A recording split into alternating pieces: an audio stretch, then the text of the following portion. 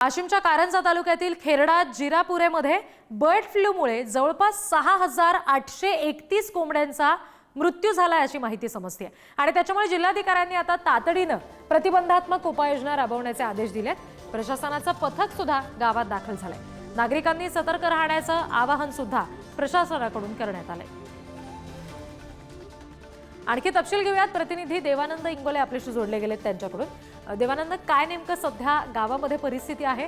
तिथे पथक दाखल झाले तपासणीसाठी असं समजते, त्यांनी काही सूचना जारी केलेल्या आहेत का आता नागरिकांसाठी? नक्कीच रिद्धी, बर्ड फ्लूचं राज्यात सगळीकडे थैमान सध्या सुरू आहे आणि राज्यात सगळीकडे हाय अलर्ट जारी करण्यात आलेला आहे।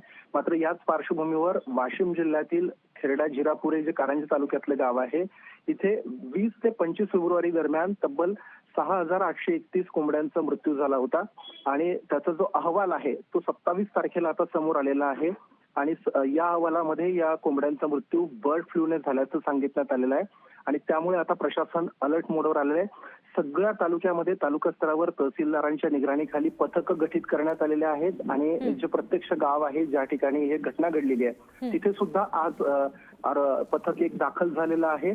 आता आणखी तिथल्या लोकांना सुद्धा सूचना देण्यात येत आहेत आणि एकंदरीतच वाशिम जिल्हा प्रशासन जे आहे ते बर्ड फ्लूच्या बाबतीमध्ये अलर्ट मोडवर आल्याचं पाहायला मिळत आहे। जी देवानंद, धन्यवाद सगळ्या तपशिलांसाठी।